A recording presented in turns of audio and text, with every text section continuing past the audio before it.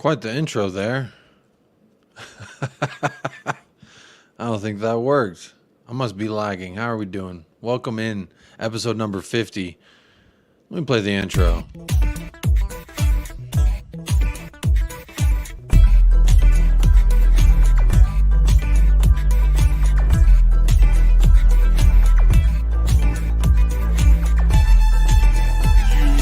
United Spurs of America, with your hosts, Michael and Jacob.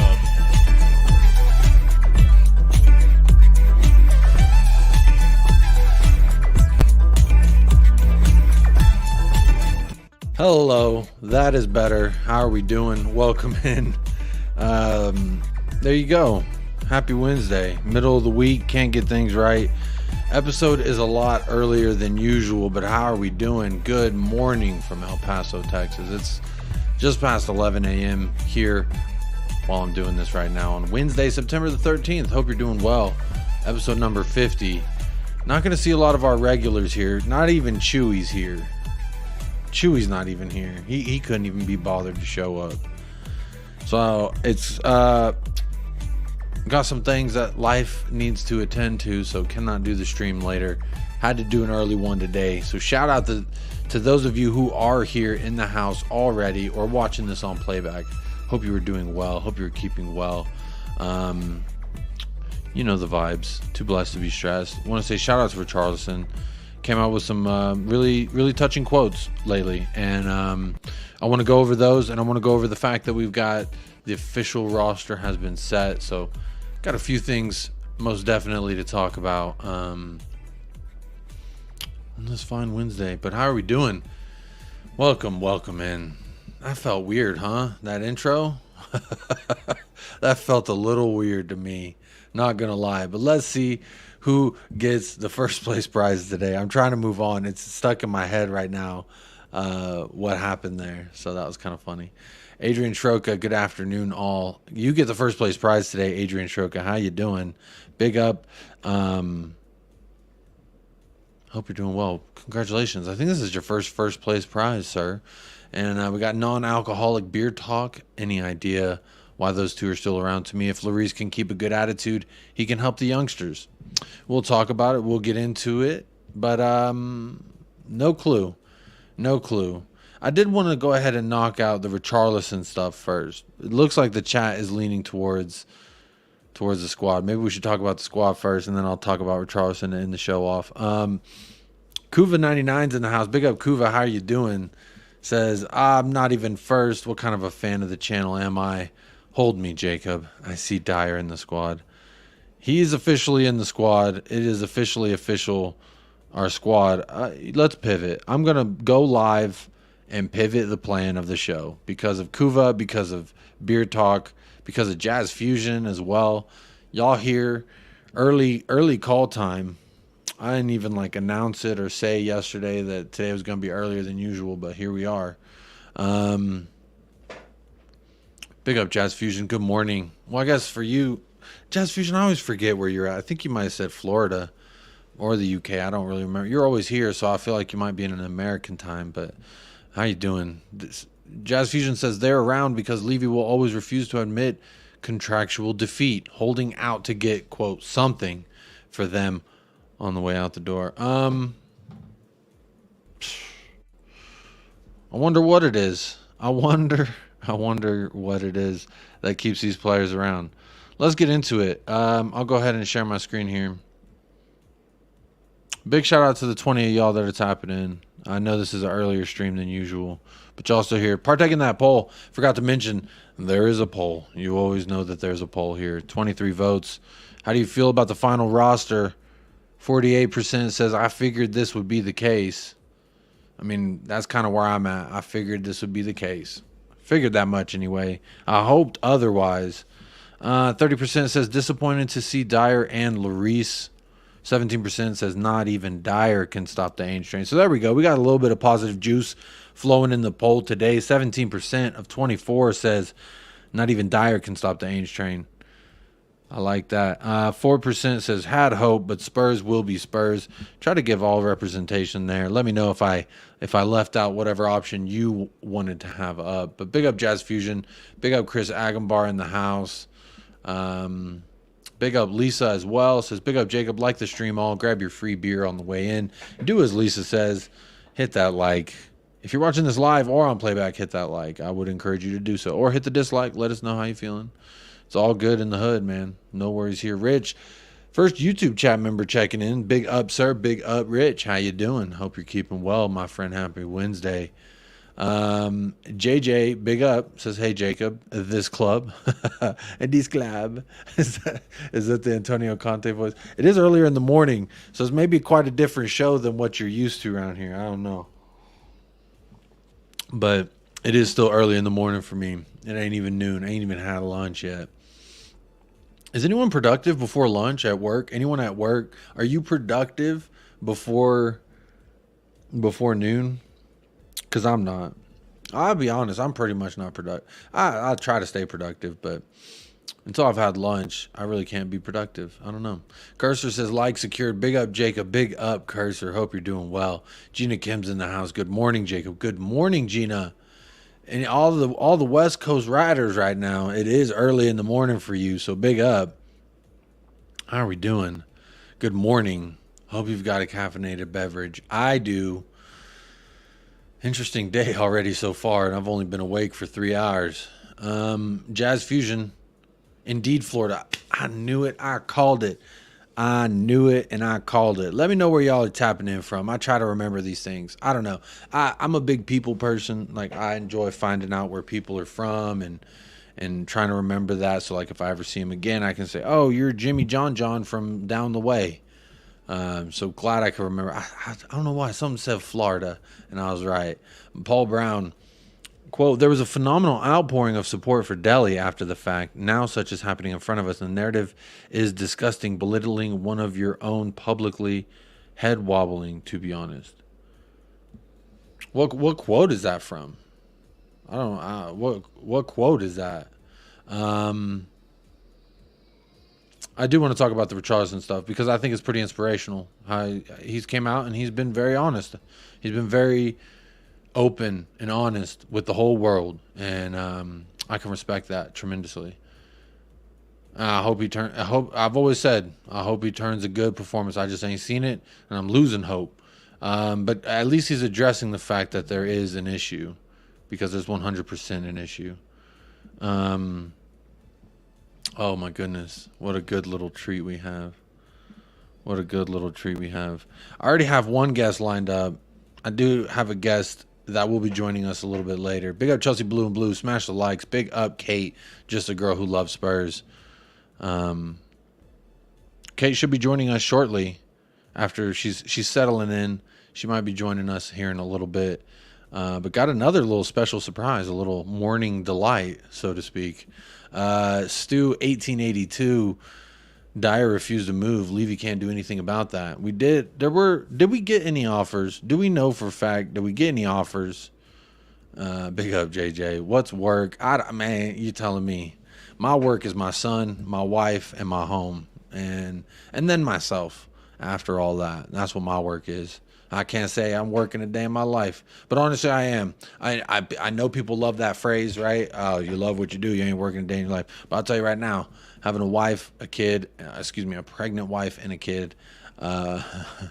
Any fathers out there know exactly what I'm talking about. Now imagine being around all the time, and it's your job to do it. So it's tough, man. It's tough out here for all the fathers. Cal. Howdy do. Hope you and the chat are good, pal. I'm doing well, sir. Too blessed to be stressed. My energy's picking up. You know, I'm seeing all the people checking in. We got about 40 of y'all in the house, 33 votes. So, you know, things are moving smooth because honestly, doing a show at a different time than usual can throw people off.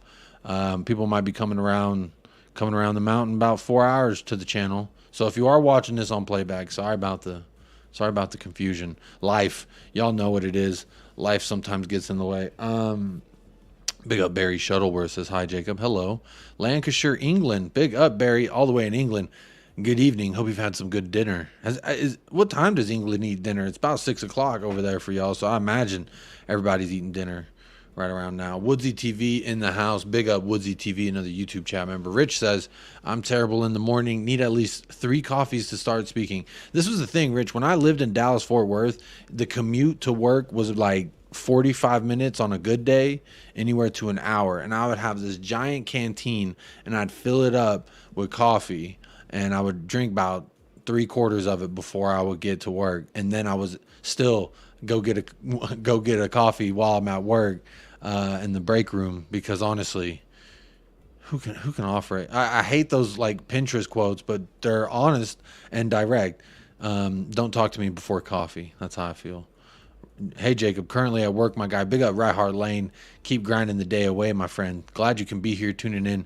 Hopefully distract you from your work, but not too distracting, just enough distracting. Simon Brown in the house. Morning, 2:30 a.m. From South Australia. Big up Simon. Big up. Good morning. Early morning. Wonder what the kangaroos are doing right now. It's 2:30 a.m. in Australia. Do you think the kangaroos are jumping around, or you think they're sleeping? I would imagine they're sleeping, but what do I know? I've never been. David Gray. Big up Jacob. Wouldn't it be great if we nicked the title from City this season by a point or a goal difference? Love the show. Big up, David. Glad that you're here. If we nick the title from anybody by any amount, I don't know what I might do. I really have no idea what I would do, because that'd be so unexpected. But big up, David Gray. Glad that you were here. Speaking of glad that you were here, I see this man. It's morning time for me, so it's just like, he looks what I would imagine the smell of coffee in the morning would look like. So let me go ahead and bring him in. I've got Kuva in the house. Big up Kuva. The smell of coffee in the morning. Yeah, I'll say that. I'll say that. You know, when you smell coffee, like with the sight of that is what I attest to you. How are you doing, man? Good morning. Is that ground or unground? Definitely ground up. That's what creates the aroma. Okay, yeah, that's true. It's true. Okay. Yeah, doing well here. Except for the usual concerns on, those squad numbers and those conversations that have stretched back to past last season, and how much of an influence some of these players have on these squad members. Talking particularly Dyer and Lloris. I think most people were hoping they were on their way out, but I think Jazz Fusion absolutely nailed it. I think they're here purely because we couldn't get the required sum of money out of people for them, or they just didn't want to go. I feel they're here for a free meal ticket this season. Don't see them adding any value to the team. Dyer certainly seems to be frozen out. He's not even making... Well, Hugo as well, you can say. Well, how many goalkeepers do we have now in this squad? 5? 5 goalkeepers. It's unreal. I mean, I know you're goalkeepers union, but I mean, come on. Yeah, I mean, I feel like, can I get the invite is kind of where I'm at with it. If I'm part of the union, you inviting the whole union to play for Tottenham Hotspur. Come on now. Send me the invite. That's it.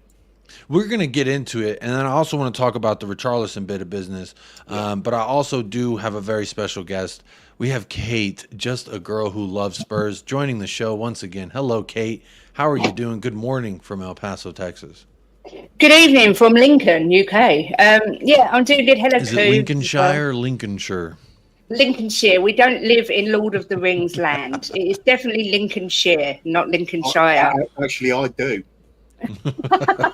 I'm in Dorset, and it's very much like that in parts of Dorset. You look too big to be a hobbit, though, Kuva. I don't know why everybody thinks I'm this huge person. I'm like 5'7". Oh, you're shorter than me. Oh, you're short. Oh, wow. Yeah. Okay, you could be a hobbit for sure. But even if you were 6'7", strong build, and then got well, let's face it, porky. Okay. Well, maybe it's the camera's close to you, so people think you're like it's the angle. You know how they do in movies when they go low, and that's how they make a figure seem very big and domineering. Your camera's a little low, you're up close to it, so one would say it's almost like you're talking to him from up here. So I could see why people would say that, but you can be whatever. I've shattered all of Kate's illusions now, hasn't it? You have. I'm devastated.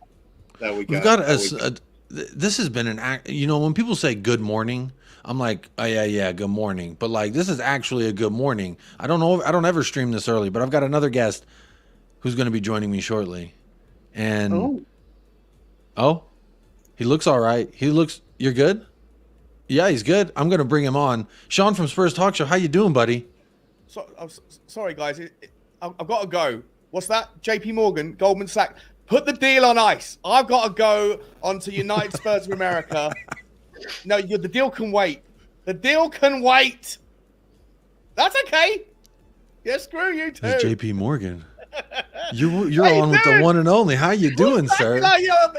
Some people get priorities in life, Jacob, and you are one of them, my man. How are you, buddy? If I didn't feel blessed, I do now. Good morning, Sean from El Paso, Texas. That wasn't the JP Morgan bank. That was just a guy who lives down the street called John Patrick Morgan who wanted to have bunty on a Thursday night. That's all. He was just saying. I've got 12 crates of beer coming through. Put the deal on hold. Yeah, exactly. Yeah. Shut up, Jay. Shut up, JP. Bugsy will come home when she's ready. How are you guys? What's going on? It's kind of the same thing as, the butler's arriving in a minute. Like, right. Oh, sure. Yeah. Just that butler. Yeah, that one. Well, the official rosters came out. I was going to talk about Richarlison off the jump, but then, Kate jumping, Kuva jumping. No. Are we going to talk about Richarlison first? I was going to originally... Yeah, let's get that out of the way, because in the roster we can have more fun poking at people, because Richarlison has become the subject matter of a lot of, let's say, criticisms lately, myself included. His performances have not been good in a Tottenham Hotspur shirt, and I think if anyone's watched the Brazil matches, he hasn't been doing too well. He had 2 offside goals last night, I think it was. So is that in 2023? I think he scored 1 that was onside and scored 7 that was offside. That ratio is absolutely trial. Someone give that guy a ruler. Let him learn what a line is. Gee whiz. It does not make sense to me. Big up Wayne Bonner, YouTube chat member in the house. Guys, for me, the Richarlison thing, I'm doing this so I can shift. So I shift y'all up when I pull this. That way I don't cover your face. You see how I did that? That's production value right there. Big up Stu and Kent England. Richarlison. So I obviously, of course, the tweet I have pulled up in front of me was now the roster, because I pivoted because the chat was talking about the roster. But there were some things that came out with Richarlison. He says, on the field, I'm a happy player. I try to help as much as I can, but sometimes things don't go to the way we want. There's another quote going on that when I get back to England, I'm going to seek psychological help from a psychologist to work on my mind. That's it. Come back stronger. I believe I will be in the next squad. I will work for that. It's about getting a good streak at Tottenham. This week is I'm going to sit down and talk to them. I need a good streak, get the rhythm of the game, and get here well. So when you hear this, there's bits and pieces that were subtracted out of this. So when I wake up and I'm starting to see all these quotes, I see I'm going to seek help. I'm going to talk to a psychiatrist and seek psychological help for where I'm at mentally. And to me, I'm like, great, this all sounds good. I'm proud of you and I'm happy for you. And then you see the full quotes and you start seeing he's going to do that while also trying to be in the squad. And to me, there comes a time and a point where it's like you can only drive one car at a time, my friend. And maybe he's getting a little overzealous. So, Kate, I want to start with you ladies first, so I want to be gracious. Richarlison, he's going to seek help. First off, where do you see that benefiting Spurs and him as a human? And then secondly, do you think he maybe should focus on one before he focuses on the other? I think it's so sad that he feels that he needs to get psychological help, first of all. I've just seen what Chris Agenbar's put. It's amazing how many players need psychological help after they join Spurs. It is really sad. I'm way behind in the chat. There's definitely something not right with him. It stands out a mile. I'm not sure if there's anything going on in his private life. Apparently, there were some people close to him who were only close to him for the money. He also came out saying that. He said that he's cut those people out of his life, so he's trying to better himself. He's a 26-year-old man. When I was 26, you don't want to know what I was doing. So I see it a little bit as like he's having a growing moment. A little slice of what you were into, just a little bit. My 26th birthday, I was asleep the entire time on my couch. So he was a lightweight. That wasn't really what. Yeah, I guess that's more of a crust than a slice. I thought you were going to be like, but that's only because the night before my 26th birthday, I was out with 17 girls and we were doing the la la la la la. Whatever. No, that was my earlier 20s. The later 20s, I had my back was hurting all my 26th birthday for some reason. I don't know what it was. I had a really bad backache on my entire birthday, and I was really sick, and I was like not feeling good, so I just laid on my couch all day. So it was not as fun and glamorous as it should have been. But what my mind process here is, at that time in my life, I needed therapy as well. I needed to see somebody that wasn't a friend, that wasn't family. And I think this like, hey, I see you know, you a little bit looks like you're turning your nose up to the therapy. Seeking therapy doesn't mean that there's something wrong with you. It means that, look, mental health is just like a muscle. Your brain is a muscle. You have to see help and work out the things that hold you back mentally, just as much as someone who goes to the gym needs to do a curl to get a big bicep. It's the same. Yeah, I agree. I mean, I've suffered mental health all my life. I've seen counsellors and all sorts. So I don't turn my nose up at that. I just think anyone with money, anyone, will have people around them that are around them for their money. Do you know what I mean? For sure. Richie, I'll be your best friend right now. Just I've pay seen for my. Listen, I don't want my best friend if you're going to spend my birthday asleep on the couch, bro. That's my birthday. I'm willing to sacrifice my birthday. Okay. Yeah, well, if your birthday, I want to party too, bro. That's 2 days in the year we can go out. Oh, okay. Well, there you go. We'll blow it big. You got the money. Let's do it. No, I was heavily overworked at 26 is what it was. I was working way too many hours for the Dallas Cowboys, the bastards. I gave them my soul and my life. I gave them my youth. But sorry, Kate, go ahead. No, I was going to say I've seen it firsthand, that you get hangers on. And it just, what I find more concerning is there aren't people around these players to advise them of this. Surely this is what the agents and that should be doing. But you know, he's away from his family. They're back in Brazil. I think if he needs the help, then great, go get it. But I don't think he should be anywhere near the team while he does it. I think he needs to take a break, because if he carries on playing and it doesn't go his way, fans get on his back, which, you know, it's inevitable. It's going to happen. It's only going to make things worse. So I don't think he should be thinking about it. I just want to elaborate on your thought there. So let's say he is seeking help, and 6 months down the line, fans are getting on his back again because he's playing like shit, like he is now. Like we all got on his back after 3 matches in the Premier League, 3 consecutive starts in the Premier League, and nothing, zero, zilch from him. So it's absolutely fair to be hard on him, but could that be a good thing now that he's going to be seeking help, so he has a better foundation emotionally, mentally going forward, looking, you know, and dealing with the criticism and some of the fan, because I mean, let's remember, the man who won't be named on this stream tweeted at Richarlison defending him. It was like Richarlison quote tweeted him and replied, and everything was like he was waiting for someone to defend him on Twitter, and you know, Schmob Spurs happened to be the guy, and so it's just interesting. Like, he obviously is paying heavily attention to what's happening online and what's circling around his name specifically. So if he was better equipped to deal with the things that he might see, or maybe they could get him to a mindset of where he doesn't even pay attention to that. That's my hope. Therapy is very great for a lot of people. Also, I want to read this comment here from the Americanca because it's a good point as well. It says most people go to the therapist concurrently while they work a day job. A footballer is no different. So, but he still shouldn't start. They are, because they're in the public eye, so they're completely different, really. But my point is, if he goes to therapy, comes back, plays crap and gets loads of stick and still can't deal with it, then he needs to change his career. Because every player, every actress, every actor in the public eye opens himself up to that criticism, I'm afraid. That's just part and parcel. That's why you earn the big money. But good luck to him. I hope it works. But I think he needs to if the therapy doesn't work, I don't mean to sound harsh, because I know. I think if you're that at that stage of your career and you're still emotionally volatile at this, how long has he been doing it now? I think that some people are just predispositioned to have, you know, the opinions of others to affect them, you know. But I'm not sure that's what the case is here.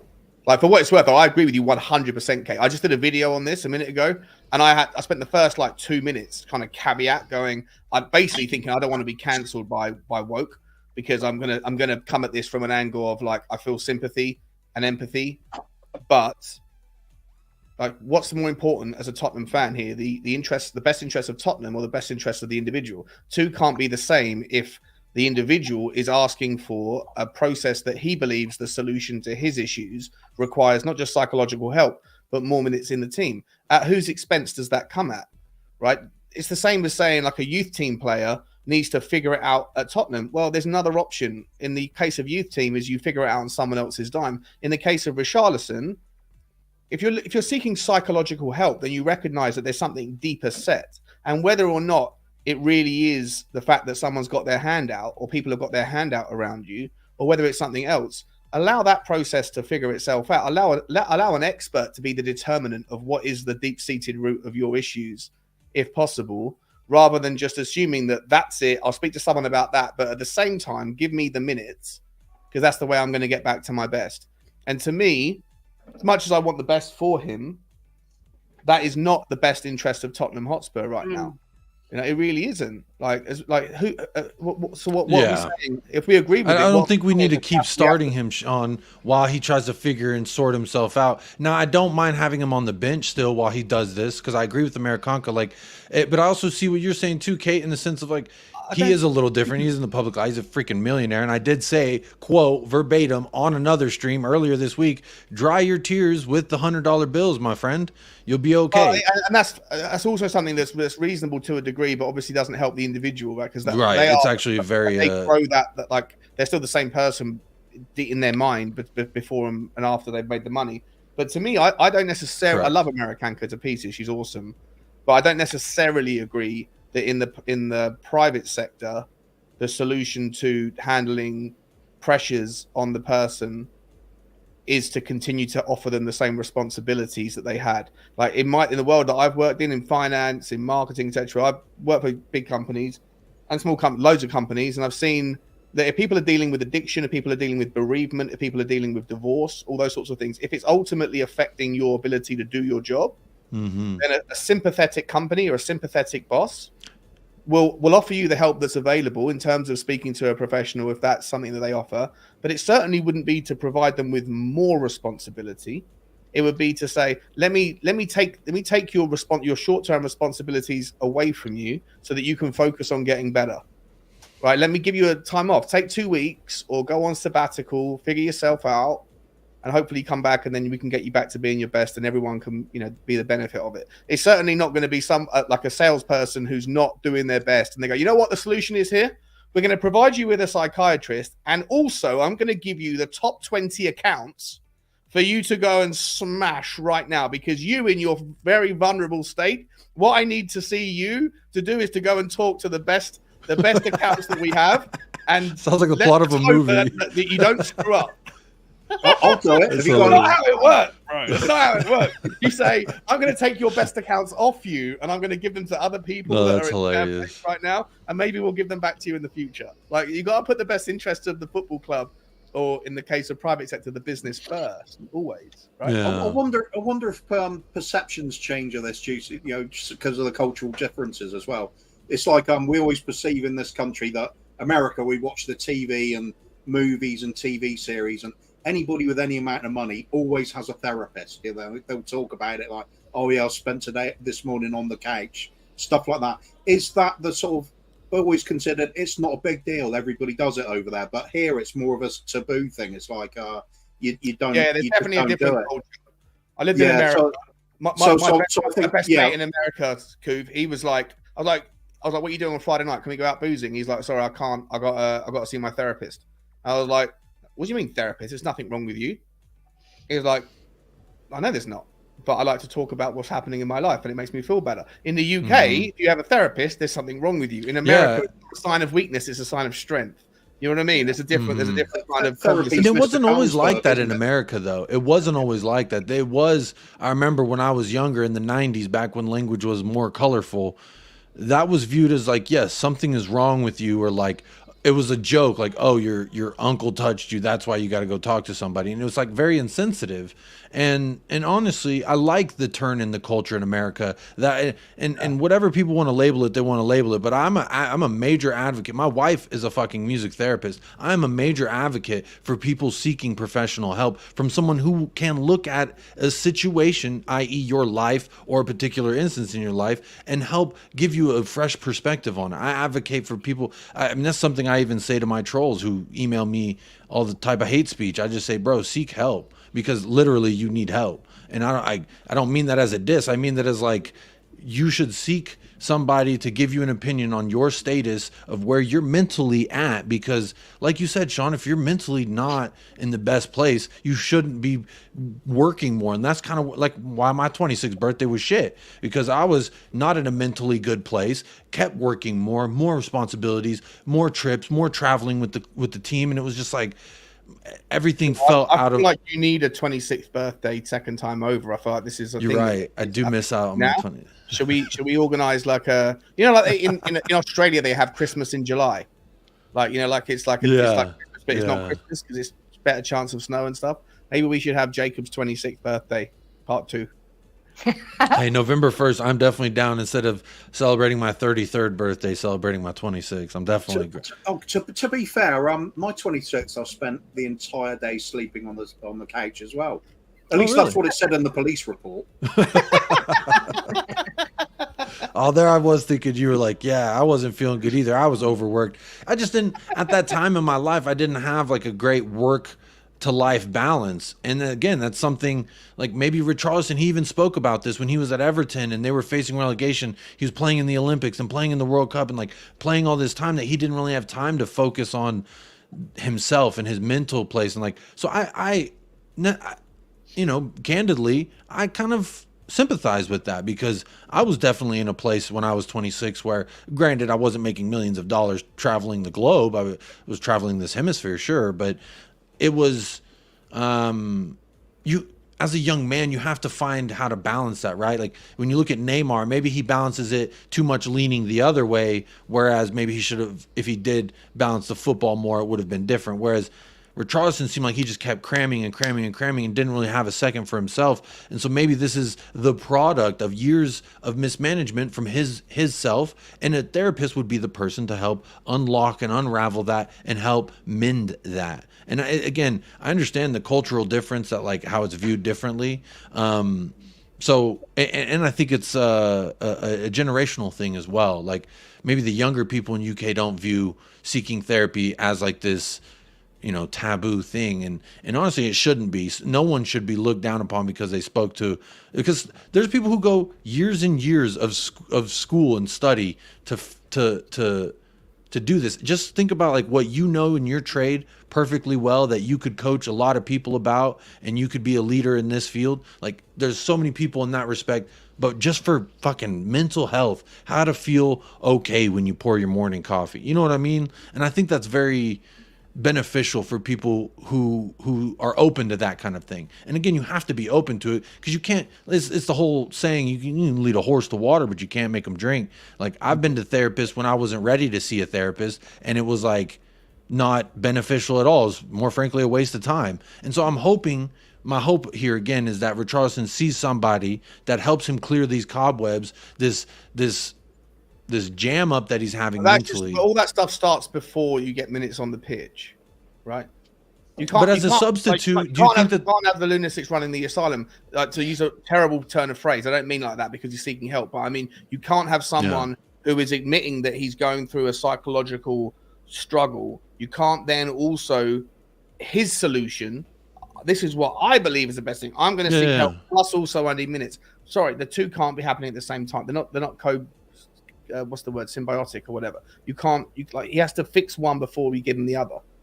Like surely you can't. Even outside of the therapy, I would say Sonny starts down the middle, Richie. Maybe you have a shout for left wing, maybe, but I don't know. I would still rather look at Solomon or Perisic than that. But I feel like it is a separate thing, and it is like he shouldn't be expecting to start just because he's seeking therapy by any means. I'm thinking, otherwise, give him 10, 15 minutes. Pandering to the virtue signaling, right? Otherwise, the second that works, you set a bad precedent. the next time that Eric Dyer's going to see a therapist. Now he needs exactly. minutes. Yeah. Eric Dyer says No, and I'm not saying that. And Eric Dyer should seek a therapist. Gave me a bad whatever.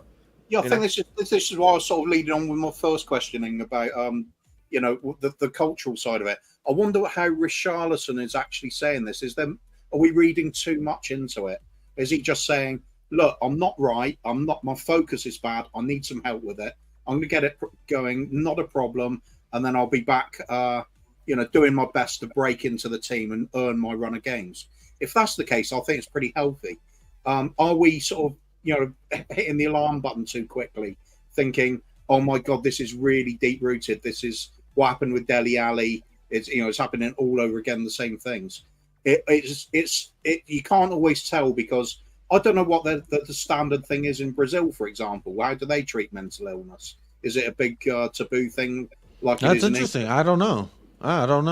They're probably like, speak to your family. In Mexico, like the Mexican culture, and I'm not trying to relate this to the Brazilian culture, but I can speak to another culture. I'm right here on the border, and my suegra, my mother, they were all Hispanic. So it is still viewed in the Hispanic culture, at least. It's kind of like, well, what do you need to see a therapist for? What's wrong with you? What happened? Like nothing. It's more of like a denial of anything has happened. And that's why it's like a questionable thing to do. Whereas, yeah, I think like you said, Sean, it's just in America, it's more like, like people will see a therapist, not necessarily because something's wrong, but it's like the gym. You just need to physically feel better, but mentally, right? It's a different muscle that you're working out, and thinking about things in a new light can shining light on perspective that has yet to had a light shine on it can help everybody in every walk of life. And I stand by that, and I'm not even a damn therapist. So I don't know. I think it's an interesting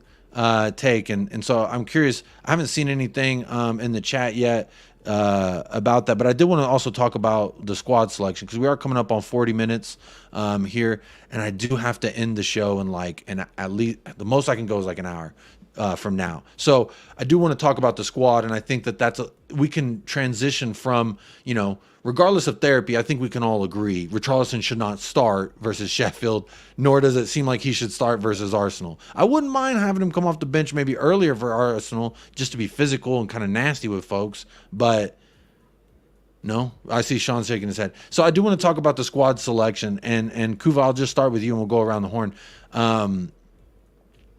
When the squad got announced, have you seen it? What was your reaction to it? You kind of said a little bit when I first brought you in, but I want you to. I didn't know we had a Pepe on the team, or excuse me, a Pele. We have a Pele on the team. Did you know that? Pele. Yeah. I think first reaction to the squad was not surprised. You can't just ditch players that easily. I think. The more I thought about it, I agreed with what Jazz Fusion was saying earlier in the chat. We basically ended up in a situation with Lloris and Dyer that we probably would have wanted to sell them, but it isn't possible. Whether you want to blame the chairman for that, or whether you want to blame the players for that, whatever the case, you can't just sort of just discard them and then have them hanging around the building on full pay and disrupting the team.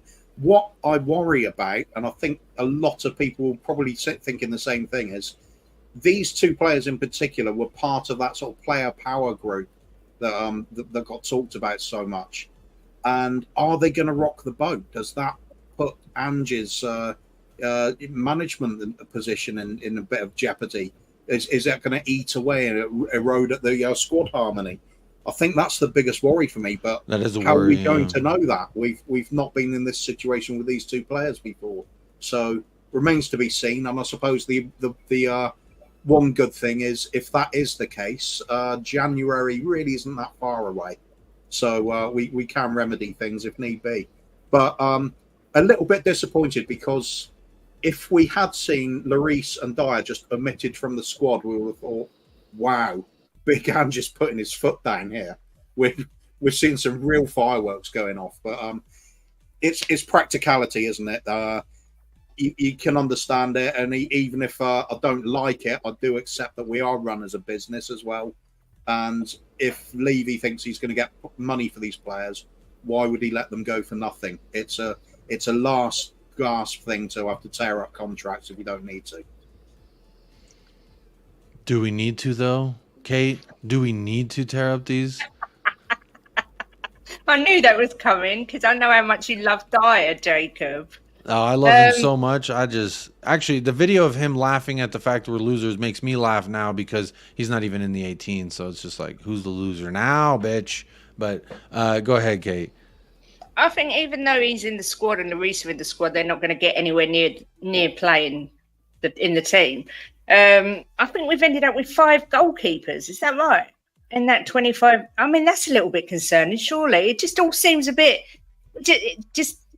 We just seem a bit. What's the word? Thin on the ground, massively. I mean, I just find it all a little bit concerning. I mean, obviously, why Brendan Johnson was brought in. Brendan Johnson, sorry, because he's homegrown. Yeah, I'm not surprised. I'm surprised Lloris is in there. I'm not surprised Dyer's in there. But again, I don't think they get anywhere near playing under Ange. But I suppose they're making up the numbers, really.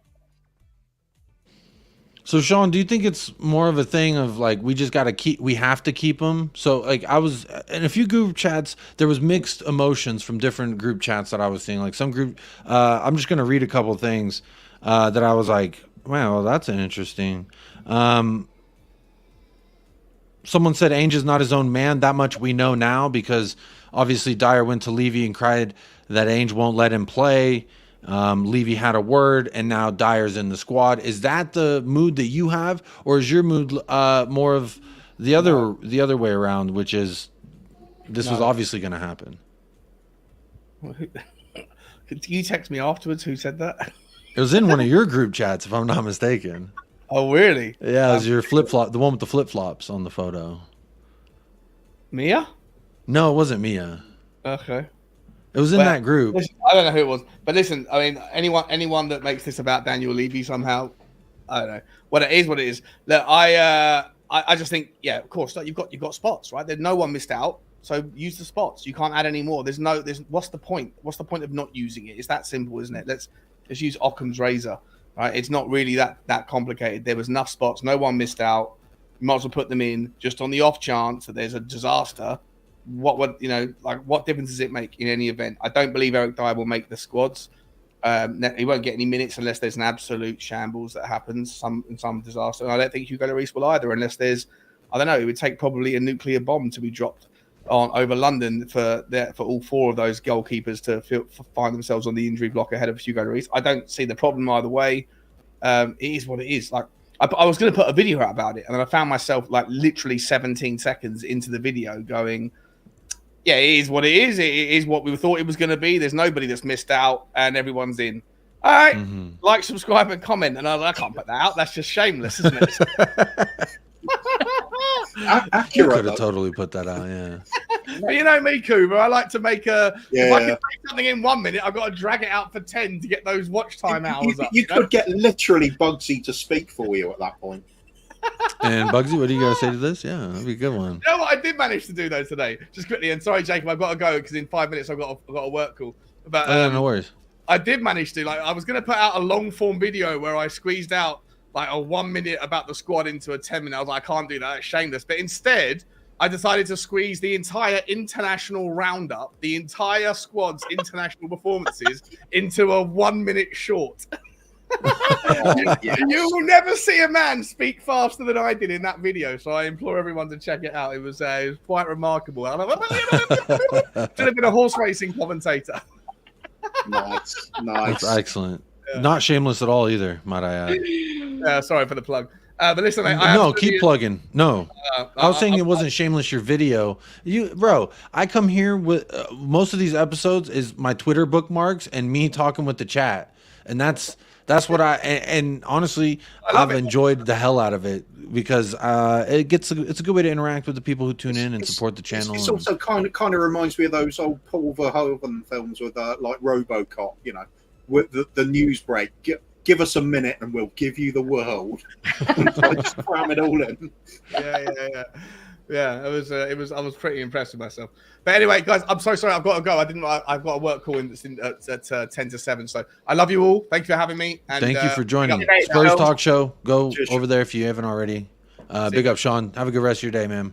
You too. I do have here I'm going to share just for you tequila. Just for you tequila. Go on, strap in now. Go. Wow. There's the list. There's a list of the 25. So these are the non-homegrown list. Obviously, number 3 is the first one that stands out to me. Can I zoom this in? This looks kind of funny. Jacob, who's number 1? Excuse me? Who's number 1 on the list? Mr. Rodrigo Bentancur. And you're welcome, ladies. You're welcome, ladies. I think it's more men who enjoy me saying it than anyone. Skip to 4. No, skip to 5. No, wait, skip to... No, skip it. Just keep skipping. Just keep skipping. Obviously, you know, when you look at this, Eric Dyer, he comes in at number 3, and I think this is... I thought it was alphabetical, but I don't think it is. Is it? I don't think it is. Yeah, it is. Royale... No, it's not. No, it's not. Maybe it's just they were going by the E on Emerson. I don't know. Yeah, it is. It's the E on Emerson. Royale, yeah, because he has Emerson on the back of his shirt, doesn't he? Yeah. Justice for Mia. What's going on? Justice to Mia. There's the Shawnee Spurs Talk Show link. There's a link for Kate, and there's the link for Bobby K and Kuvas. Go subscribe if you haven't already. Kev G says fabulous, Jacob. Mr. Bentancur. Isn't that nice? Can't wait for him to come back, and then I get invited back onto We Are Tottenham TV just to say that. That'll be fun. You know, Brian Hill made it. Hugo Lloris, Lo Celso, Perisic, Pedro Porro, Richarlison. I mean, these are all the guys that are not under 21 that are not English. So then the homegrowns, Brandon Austin. And see, that's what I don't like. Is Eric Dyer's taking up one of the non-homegrown lists, which I feel like is a waste of a spot. I would rather have you take your pick, and I'd rather have them. But Chewy. The homegrowns, Chewy? Yeah. He's not. He won't even show up for the morning show, so I can't have any trust in that man. Yeon Kyung, it is not actually by the players' numbers. I believe it is in alphabetical order. At least this one was.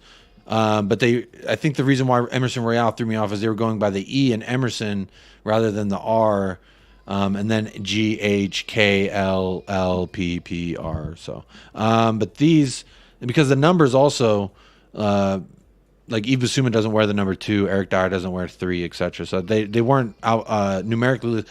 This was something I was actually looking forward to seeing when the squad list came out, which was the players' numbers. And I know it's kind of lame, and Paul Beatty gives me shit because I like numbers and names, and I like the aesthetic and the way that it looks on the shirt, etc. Like that's part of the whole kit and caboodle for me. So I want to see Mickey Van de Veen take the number 6. And I want to see Destiny Ugodi. I'm cool with 2 Godi or 3 Godi, whatever he wants.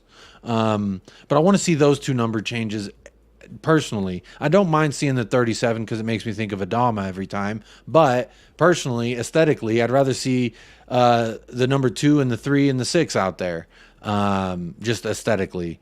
But does anyone care? Kate, you're shaking your head. You don't care. You don't care about numbers. No, I'm shaking my head because of your obsession with Adama. What? It's not an obsession. It's just like a... No, it is an obsession. Right, it's a man crush. It's not an obsession. It's like a infatuation of sorts. There you go. Which is an obsession. Don't worry about how many DMs I've sent him. Don't worry about that. Because I'm pretty sure they expire over time. I don't give a monkey. It's the pictures you want to worry about. It's the media shared between that you want to worry about for sure. No, but so yeah, now you got me all distracted. Sorry. You got me all distracted. You're thinking about the oil, aren't you? Jacob Adama doesn't even lift, bro. I know, it's all natural. All natural. Alan Sibley, first comment of the day, no Adama talk. He hates it when I bring up Adama. Why Hugo, why Dyer, get them gone, says Ronnie. Not gonna lie, I completely forgot about Ryan Sessegnon. I think he's only there to fill this quota because we have the exact number of homegrown. You had to have 7, and we have 7, I believe. It is 7, right? 3, 6, 8. I guess it's 8. Well, Alfie Whiteman, he ain't even gonna. Well, as far as I'm concerned, it's always too much of a panic looking at the homegrown because you only need 8 if you're having a 25-man squad. There's nothing to stop us naming less people in the squad, less players in the squad, and filling it out with youth team, under 21s on match days. Because you can have unlimited U21s. Yeah, so you could just concentrate. Look at it as we've got a maximum of 17 foreign players that you can have. The rest of it you can fill out with them under 21s if you really want to. I mean, if you think about, if you want to have a 25-man squad where they are all over that age, then it has to be 8 of them homegrown. So I think we're seeing the start of a longer build for filling out that quota, because I think these young players we're getting now, the Phillips, for example, and we'll see Dorringtons and people like that coming through. They'll start growing. Divine, they'll start coming of age, and they will be our homegrown players in time. I don't think it's as much of a panic as some people think it is. It's a long-term process. We don't have to do it all at once, and we have got young players coming through. It's not a problem for me. I think the only bit that matters was trimming down that 17 foreign players quota, because that is set in stone. And I think we know why, at least now, why there's 5 keepers, right? 3 of them are on the homegrown list, along with Sessegnon, who's never going to see the light of day. It's interesting. And then, Brennan Johnson as well, the deadline day signing, so to speak. It's interesting. It's interesting, to say the least. And then, obviously, the U21s that we registered. This is what I'm saying. I didn't know Pele played at our club. And I feel pretty great about that going forward. And Casanova, look, we've got some great names. And we have Casanova and Charlie Chaplin's grandson. What are we doing? Greg Abbott, that's the governor of Texas. He's a paraplegic, but apparently not his son, George Abbott, who plays for the U21s as well. Charlie Chaplin's son, Iago de Santiago. Actually, I do want to see this guy. I do want to see Iago Santiago. I've seen him in the academy do very well. Jamie Donnelly, Dorrington, Luca Gunter. I barely know her. Tyrese Hall, Niall John, Josh Keeley, William Lancashire, or is it Lancashire, Kate?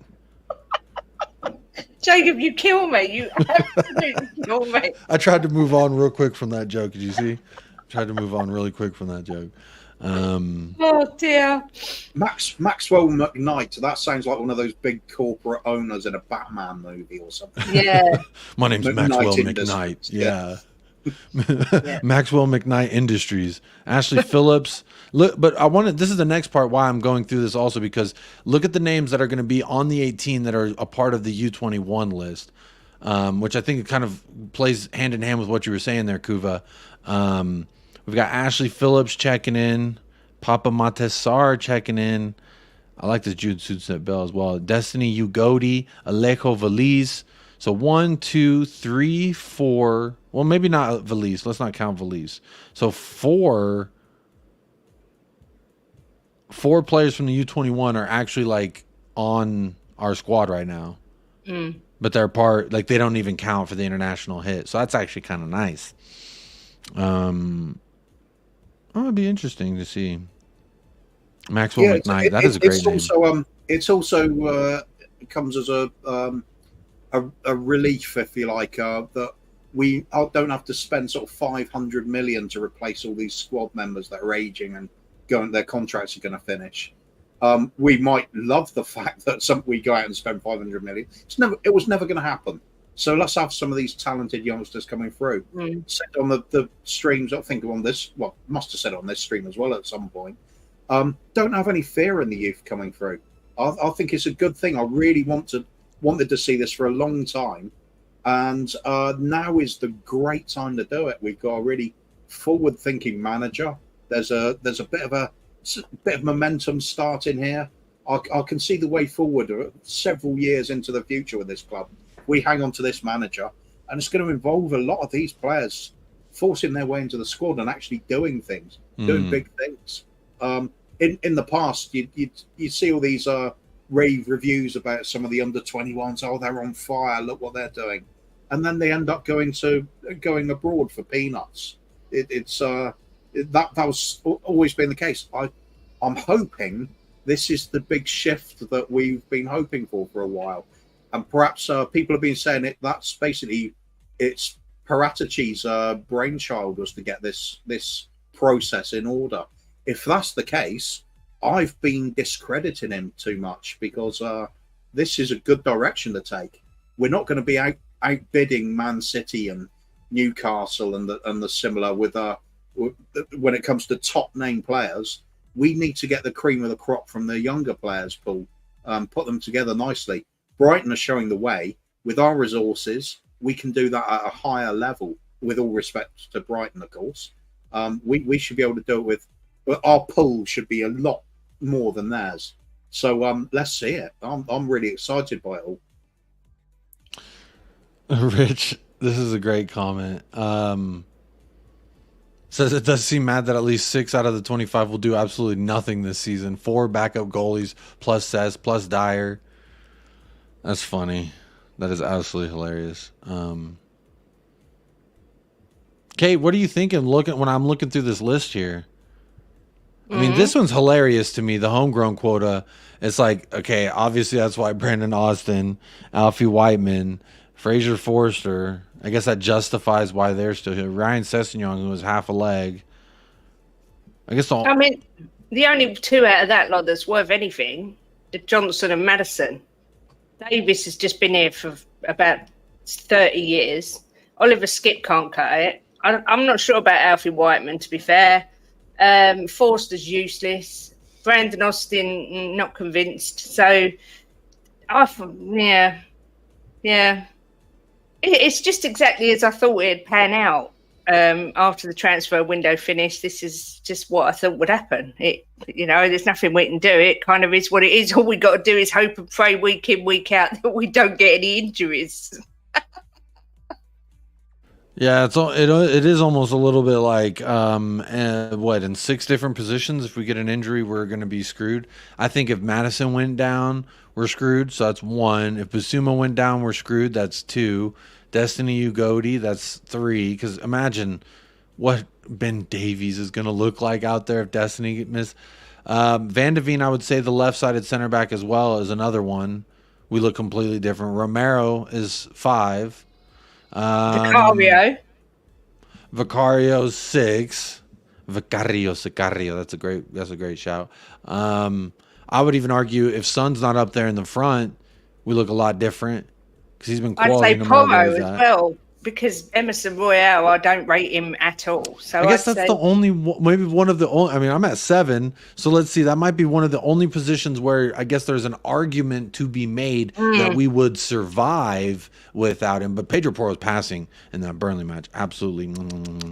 But so you're probably spot on. But I'm trying to think where there's 7 spots that are at least like 100% we would suffer if we have an injury there. I guess right wing, Brennan Johnson, Kulusevski, I guess that's kind of a push.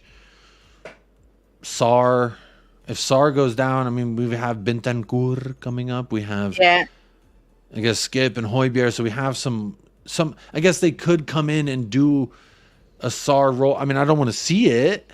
But you could argue that there's some depth in the Højbjerg, the Skip, etc. So I don't even see that. I don't think they can do Sarr as well. No, it's that's not just being biased. I just don't see them having that kind of engine and that effectiveness of doing it. Højbjerg's a box to box. It takes him half an hour to get out of the tunnel. No, come on. That's not what Ellie said. That's definitely not what Ellie said. I think Højbjerg is perfect. It's suited if you're going to do a low block and he just sits in front of the defence. I don't see him having the pace or the physicality to do what some of our other players do. Look at the difference between him and a Basuma. I think Sarr's more able to do a Basuma role than Højbjerg is able to do either of those roles. I just don't really see the fit here at the moment. But it's not as big a problem as some of the other positions, for sure. We really do lack strength in depth massively. Yeah, and that was on full display for Fulham. Absolutely. Woodsy TV YouTube chat member says here, we've really said if it happens this season, 1 game a week, and if injuries do happen, that we'll throw the kids in and let's see what happens. And I'm kind of okay with that, because there was another comment earlier. Let me see who said it. Was it Kev G? Gunter? I barely know her. It was Kev G. U21s are better. And I'm looking at the U21 list versus this homegrown list. And honestly, yeah, I'd rather see some of these kids than Sessegnon or Ben Davies or, I mean, I guess the timing's just perfect. It really is. There's no expectations on this season. But forget people getting upset about the cup exit and everything. As far as I was concerned, I'm already looking 3-4 years down into the future. I'm not worried about if we get knocked out of cups this season. Of course it'll be a lovely bonus if we pick one up along the way. And by the time January arrives, FA Cup arrives, maybe we are playing in that consistent sort of form, but to nick something. Who knows? But for me, I'm not worrying about the whole season. I think it's just about Ange getting to know the squad and know who he doesn't want this season. Okay, yeah. Start shifting more of those out. We've already got rid of some. We know we've got talent coming through in the youth. We've I think it was Adrian Stroker put the comment about the 16 to 18-year-olds fixed rate pay structure has been abolished. That's a big deal. That means we can pay big money wages to some of these really exceptional talents around the world. And it's, when I say really big money, that could be just like 15, 20 grand compared to what they're currently getting, a few hundred or a couple of thousand. It's a big hike for them, but it's so much of a money saver for us compared to paying somebody like Eric Dyer or a Fraser Forster, 70, 80, 100 grand a week just to be on the bench. Makes no sense. Better to invest that money in the young players coming through. And I think abolishing that wage cap is a great move. It means we're able to compete with some of the bigger teams doing it. And let's face it, there are bigger teams. We are not the biggest fish in the pond. It's a good way forward. It's a good way forward. We just got to have a little bit of faith in it, a little bit of patience. I would say not even just a little. Some people say just a little cream and sugar in my coffee, hun. And actually, it ain't just a little. Girl wants a whole wallop, a whole month's load worth of fucking milk in that. Come on now. The sugar's fucking heaping it. Half the damn cup filled with sugar. You said a little bit. What are we doing? Woodsy TV says biggest worry for me is when we lose Papi Chulo and Eves to AFCON, which also Sun for the Asian Cup at the same time. Are y'all at all a bit worried there that obviously we said when we lose Eves to injury, if we lose him to injury, we're fucked. So if he leaves for AFCON, you could say the same thing. We're fucked. I guess that's why Højbjerg's here, right? Unless we get rid of him, because that is, I think AFCON is during the window, if I'm not mistaken. So we could be shipping the likes of him out. Who knows? But I could see him staying all season and filling that role anyway. It's only a couple of games, isn't it, that we lose him for? Is it two or three? Three. Yeah, it's worrying, but what can we do? It could be 4 because AFCON starts on the day of one of our matches, so they would be gone before. So I think it's 4 at maximum. At maximum. So 4 matches at maximum that we got to see. Let's see. Let's go through the list of players from the U21s because I'm not looking at any other motherfucker. I don't want to see Lo Celso play there. Nah, give me Casanova, who's gonna woo the opponents with a little smoochy and dance and suave, or give me a whole lot of cream and sugar. A whole lot of cream and sugar, or Charlie Chaplin. He'll do the silent thing. You won't hear a peep out the motherfucker, but he'll perform for you. That's what I'm kind of hoping anyway. Or Luca Gunter. We don't even know her, but he made Gunter. And I'm okay with that. Big up Ronnie. If we stay injury free, we can win the league, I think. A lot of Spurs fans feeling this way. Kuva, I know where you stand. Are we winning the league? It's all about dreams, isn't it, mate? Rudy, we have got a manager whose career is about being told he can't do things and then doing it anyway. That's what we need if we're going to get success. This season, I think for the obvious reasons, we have not got to grips with the way he wants to play yet. It's fledgling days. Next season, who knows? I'm all about dreaming about it. You sometimes the underdog does have their day. Every dog has their day, as they say. I think we're ready for this. I think there's players responding to what Ange wants. We can see the way forward. Clearly, the style of play is developing incredibly quickly. I wasn't expecting us to play anything like this until Christmas, at least. But it's happening. There is something about this manager of ours that I think is really special. Some of us are seeing it, some of us aren't. But I think come this time next season, we're going to be a higher level of expectations because we're going to be believing. And I think I just got this feeling he's going to be lifting us not just one trophy, but if we hang on to him long enough, maybe nicking a couple too along the way. Man City's always going to be a tough nut to crack, but why not? Let's dream. Let's go for it. Let's defeat City aren't a tough nut to crack as long as we play them at home. They ain't scored in that building, not once. I actually think if we're playing this brand of football, they will. Might get the curse. Hey, I've always said Ainge is the breaker of curses and myths, right? He's going to break the trophy curse. He's going to break the Spursy curse. He's going to break the Harry Kane curse. He's going to break all these curses. And the other curse he might break, I mean, when you're breaking curses, sometimes an innocent casualty may be the curse that City has at Tottenham Hotspur Stadium that they haven't scored there yet. I just love that. Quite frankly, y'all won the treble. Yeah, you go. Was it 3 years in a row, 4 years in a row? Have fun. Fuck you. You can't just score lucky versus they weren't playing us each week. Yeah. Yeah. Talk to me nicely. He needs some milk. He needs some milk.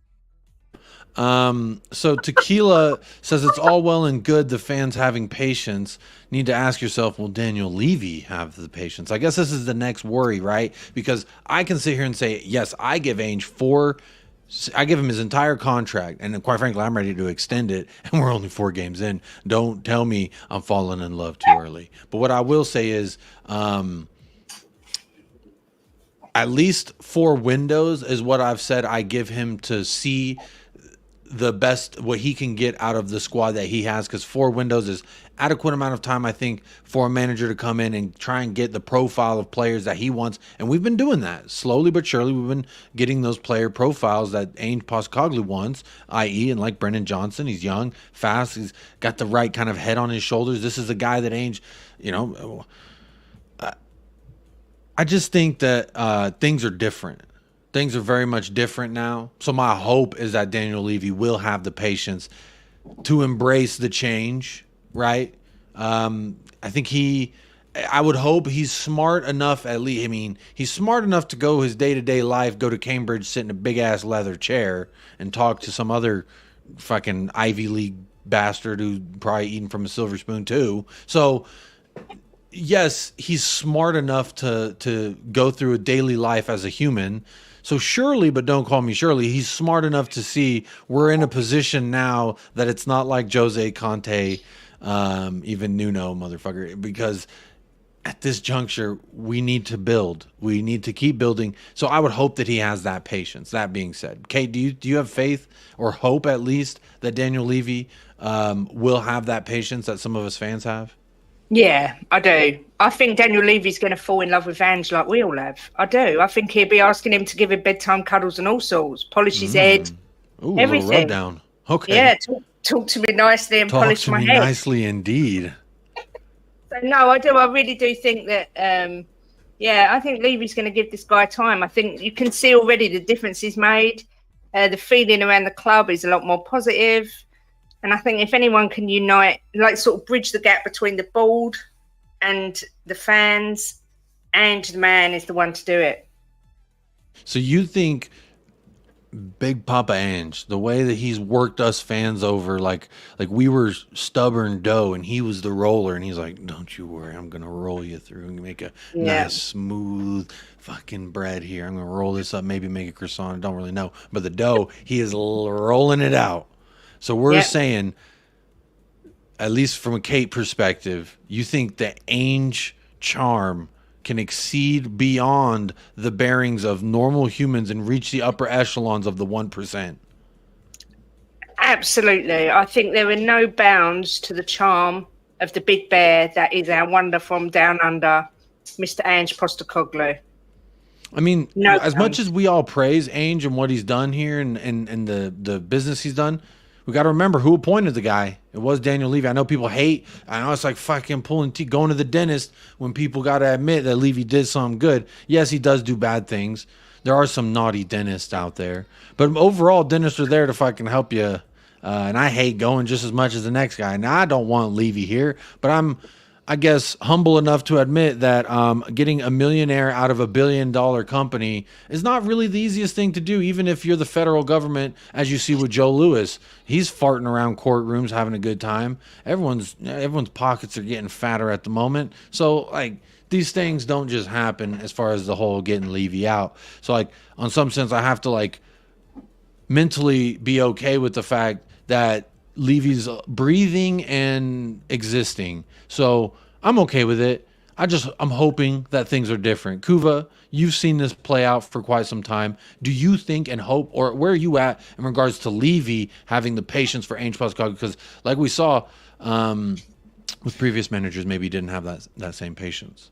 Well, as you know, I've been staunch Levy out for a long time. And there is one thing Brian Daigle and I have always agreed on, and that is if Levy finally starts doing the right things, guess what?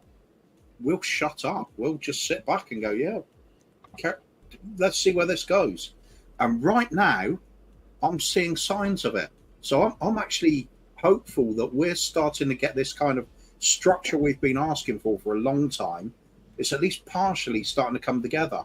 If we're now getting the go-ahead for younger players coming in, actually invest in them, scrapping that wage cap that Adrian was talking about, good moves, getting in a very progressive, attack-minded manager who's capable of inspiring a squad that perhaps isn't at the quality level of some of the ones around them, but to get them to perform in a better way and get the best out of players we already do have. I think there's a good possibility here. You can take some of that flack away from you, Mr. Levy. I think if you start doing the right thing, go with it, see it through, because that's been the frustrating thing over the years. Is we always, the moment it starts going tits up, manager gets sacked, and we literally haven't had a full-time manager that hasn't been sacked under Levy. That's the simple fact of it.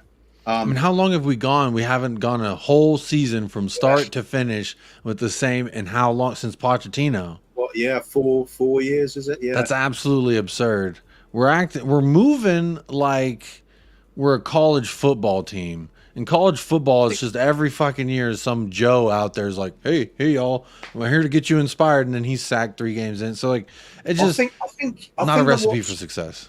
Yeah, I think what's really persuaded me that's going to be different this time is Ange, that just the way he talks. You don't get any of this layers of bullshit with him, do you? It's absolutely blunt force trauma truth coming out of him. This is exactly what he thinks and exactly what he wants to do. And I think if he can negotiate with Levy to get himself into that job in the first place, Levy's going to be saying, well, all right, I know where I'll stand. I'll do it. If Levy didn't like what Ange wants to do, he wouldn't have fired him.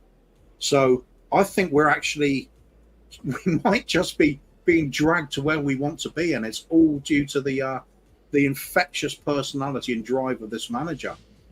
People are hoping for it with Mourinho and Conte. No such thing. You kept seeing sound bites and sort of prepared statements in press conferences, like you could tell they've probably been told off and not allowed to speak their mind. I don't think you get that with Ange. I don't think you'll ever see it with him. He will say it as it is. He won't have an agenda against anybody.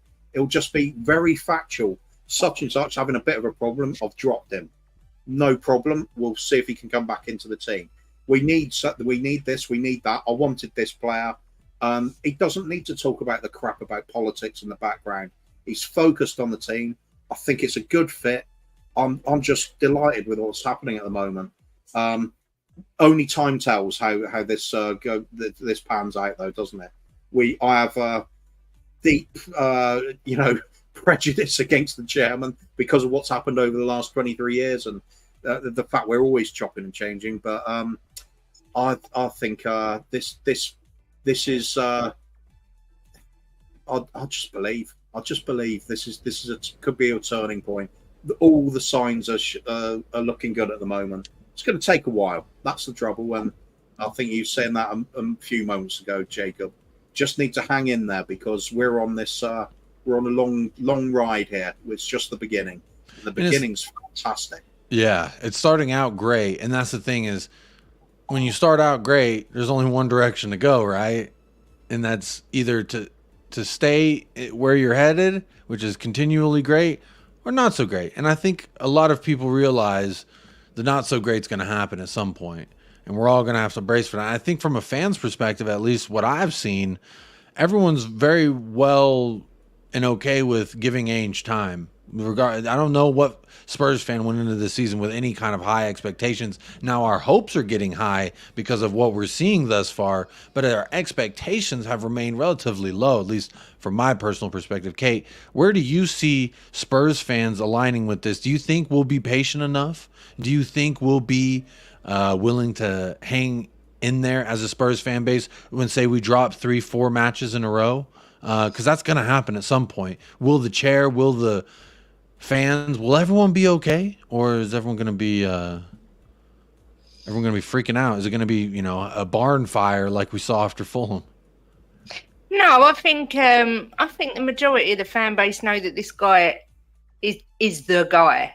I think it just fits. Everything feels like it's fit into place. It gets the club, it gets the fans, it gets the philosophy of the club, it gets the ethos, it gets us playing the way we've all been longing to see. I mean, if we lose to Arsenal and Liverpool, but play brilliant football, it doesn't hurt as much as when you lose and you play absolute shit. Do you know what I mean? It's like we rolled over and let us tickle our tummy last year. This year, we go out there, we play like we know we can on the front foot. And if we lose, well, I think the fans will have bought into it. The ones that are a bit on the fence, I think they will buy into it. And for me, I think we're so incredibly lucky that he's at our club. It just seems like the perfect fit at the moment. I agree. Long may it continue. Yeah, I agree. Long may it continue. And he does seem like the guy that we've been waiting for, and we didn't even know it. It's like it's the old Hollywood romantic comedy story, right? We're pining after the beautiful, sexy, tight Jean Nagelsmann from Germany. Show me the lederhosen, is what everyone was saying. And at the grocery store, we bumped into homely, very chubby. a little chunk, but hey, a little cushion for the pushing, a little more to love. What's not to love, He's perfect. He's perfect. And that's the thing is, you see him, you may not be like, oh, wow, you're a Champions League winner, you're a Premier League winner, you've got, these big milkers. And it's just like, sometimes doesn't work out that way. Sometimes you're just like, this is the love I needed. This is what I needed in my life right now. So you know what? Okay, you're turning bright red over there like a little cherry. This is a good time to say, hit those likes. I see 89 votes and only 55 likes. Y'all clearly hate us and what we've been talking about today. So what's the deal, y'all?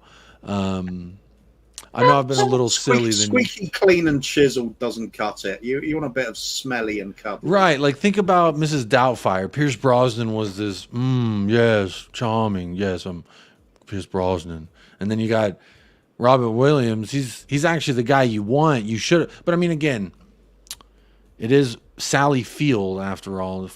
Just Sally Field. Something about her. I hate it.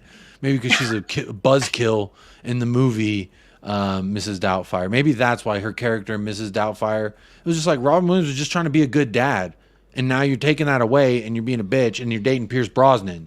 That's not fair. Yeah, that's but not he's nice. Bond. Let's be fair. I know. But Robin Williams is a little hairy, yes, and a little frumpy, yes, a little round in areas in which, because I remember there was a scene in Mrs. Doubtfire where Pierce Brosnan there at the pool, he takes off his shirt, does a nice dive, and the kids are like, Dad, why doesn't your stomach look like that? And I I sympathize with that. And Ainge is the guy whose stomach doesn't look like a Pierce Brosnan, but damn it, he's who we needed. And we've got it. We found him at the grocery store, and now we're in love. That's me.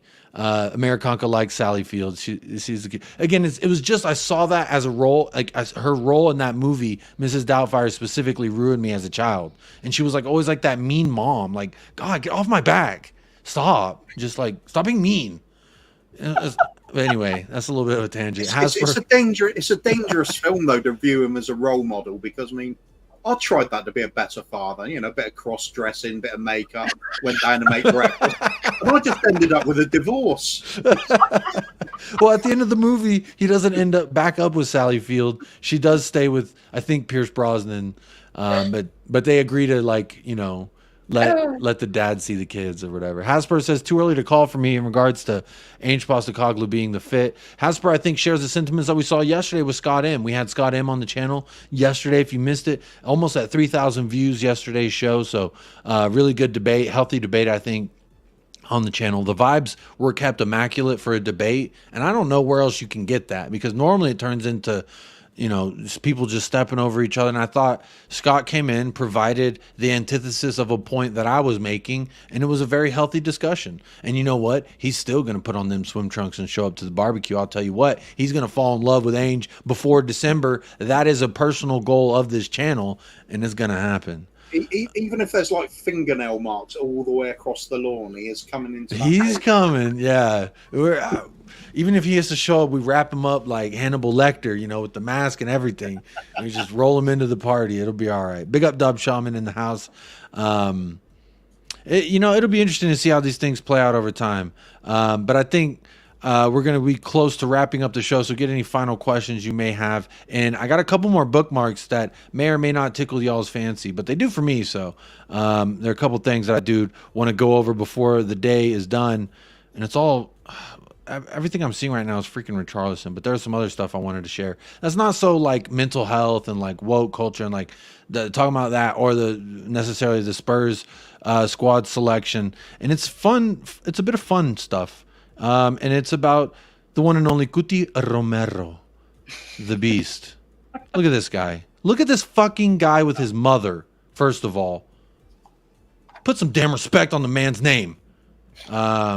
But anyway, the story that came out today, Victor Romero, which is Christian Romero's father, says, with his first salary, I remember that he called his mother and asked her to choose a house for him, and then he gave her that house. Look at this guy.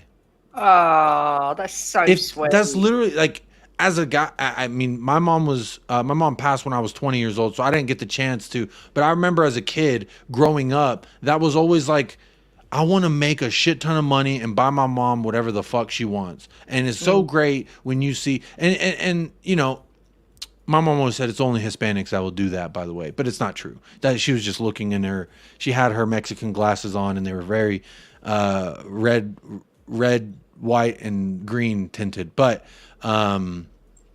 this man bought a house for his mom, but not only did he do that, oh, sorry, there's some Richarlison crying. There's a Richarlison crying. There's an international break roundup. There it is. This is what I wanted to share also. So Cuti Romero's father also said what I just said. He gifted that house to her. And then he says, this is his father, says, my birthday was coming up, and 20 days before, I was taken to see different houses.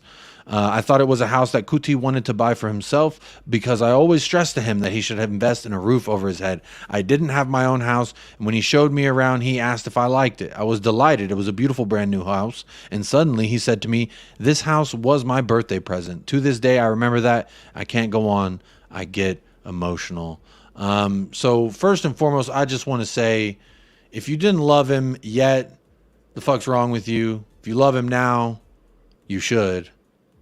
And if you're still wondering why I should love him, he does this.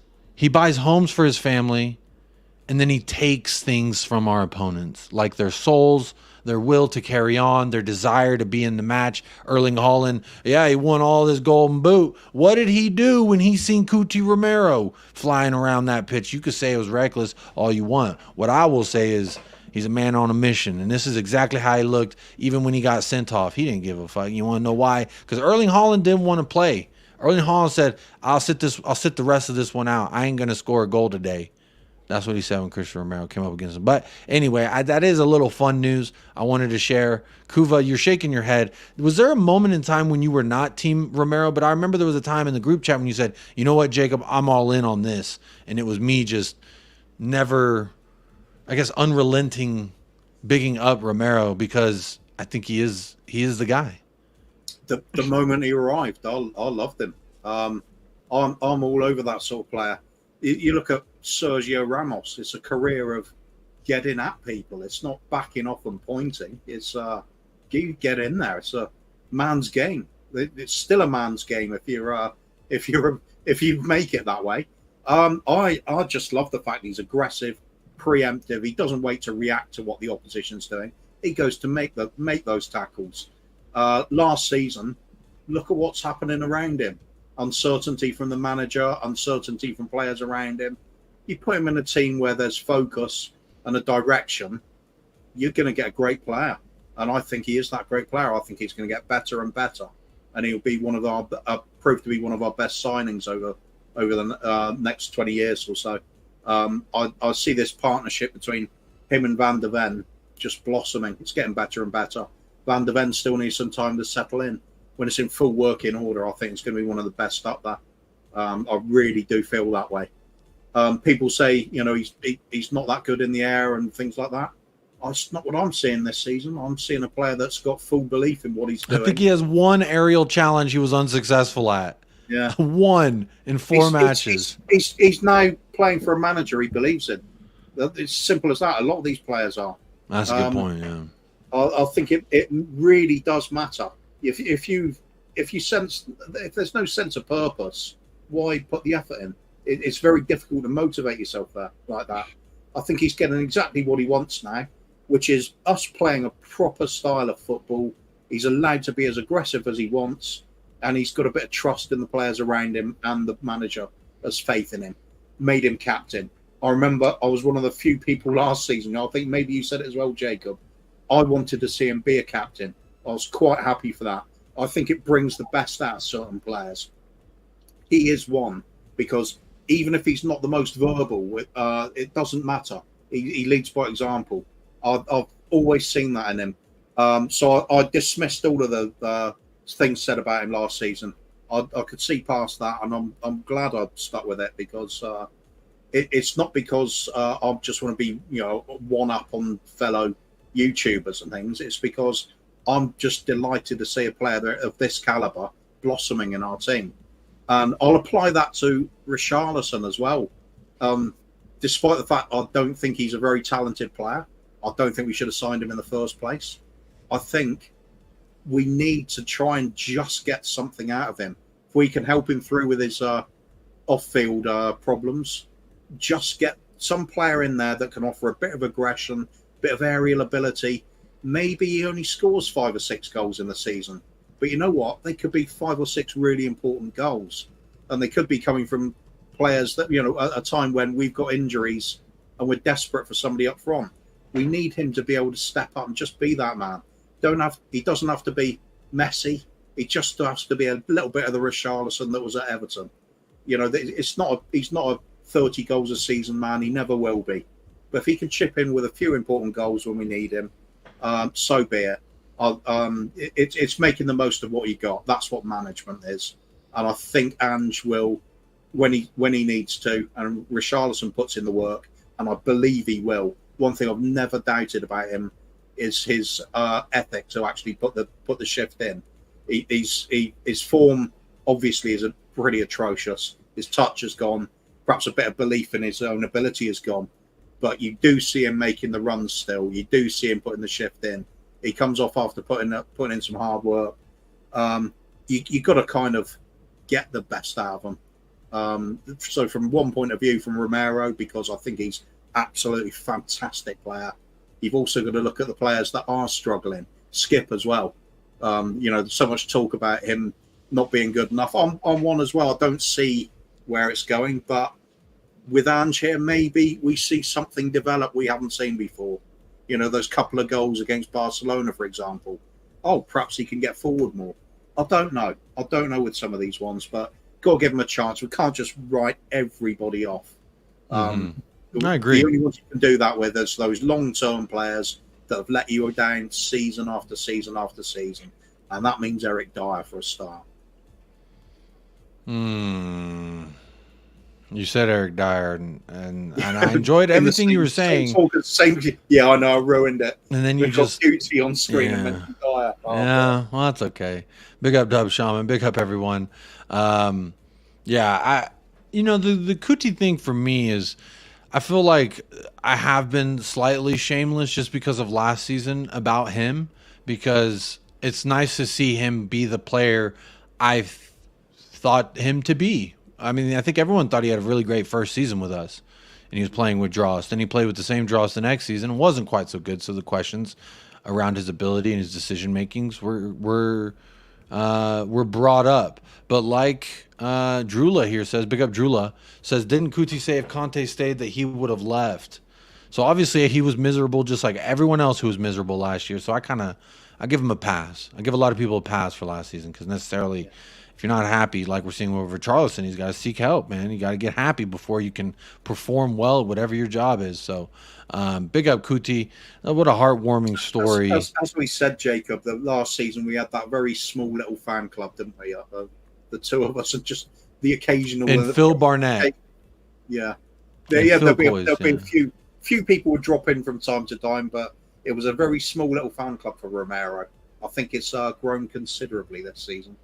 Yeah, I'm just saving this photo to my device so I can have it at any moment here. So just apologies 1 second while I do save this photo, because, these are things, they're just too beautiful to let go, and I need to save it on my device. So when they look through my hard drive and they see all the things that I have, they'll know where they'll know how I feel. A lot like this. But that's okay. Got to save that photo. Look at that. I mean, young Kuti with his mother, and he's like, this house for you. Who got blocked out, though? Look, you can see right here, he just did like the Microsoft Paint and gray painted. Looks like someone was here. You see this on the photo? Eric Dyer. Yeah, it must have been Eric Dyer. But this looks like he was young. This is probably Juventus days, Romero. I don't know. Big up Romero. There's the last bit. I guess Tom Holland now is going to talk about Tottenham, and so everyone's like, "Woo, Spider-Man," whatever. To me, Tobey Maguire's my Spider-Man. I don't care what anyone says. So that's the end of that conversation in regards about Spider-Man. Tobey Maguire, the one and only, forever. Emo Spider-Man. Who else did emo Spider-Man? Nobody but Tobey. Put some respect on Tobey Maguire's name. I did hear they did a recently movie where they were like all in a universe together, all the Spider-Mans. And that's kind of weird and confusing, and I didn't want to watch it. But Tobey Maguire... Actually, there was a really old Spider-Man from the 1980s where he was a bit emo, but I can't remember the name of the actor. Oh, it's hilarious. Big up Leo. Big up. The love affair Mia's got... She's always had some competition. Let's keep it 100. I've never gone away. It's just because she's a woman that everyone attributes her love in a normal manner, and they don't with mine. But guess what? Does she have photos saved like this on command, like this on command, like this on command, like this on command, like this on command, and soon to be Kuti with his mother on command? I'm just saying. I think maybe you need therapy, Jacob. Yeah, we all do. There's no shame in it. Patty says, always loved Romero. Nothing I love more than seeing as a Spurs player clatter an opposition player and bend them into. I fucking love it, man. Jacob, you should watch it. It was amazing, all three Spider-Men together. You might be right, Joshua. Is that Ten Hag in your photo? Big up Joshua. I might need to. But Tobey Maguire for me is just, that was my childhood, man. When I think of Spider-Man, it's not Tom Holland. When I see Tom Holland, I think of that starving kid in that movie about the shipwreck crew that survived like 3 months out at sea and he was eaten or something like that. So that's what I think of Tom Holland. I think that's what happened to Stoke City, isn't it? Something like that. Oh my God. People don't equate kidnapping with a greater love, Jacob. That's more like misery. Oh yeah, because Mia's got him locked up in the basement. That's right. It's Ole Gunnar Hag. Oh, I have one of that, but it's Ainge and Antonio Conte blended into one. I have one of those. I may have to add that. I didn't want to disrespect Ainge with it, honestly, but it's pretty great. I called it Ainge Contaglu, and here you go. There you go. So screenshot that if you want that one too, Joshua. If you want these blended managers. Oh my god, that's bizarre. It's kind of fun. I don't know how I feel about that one. You don't, Kuva, I didn't see you smile at all when I showed it. You look kind of disturbed.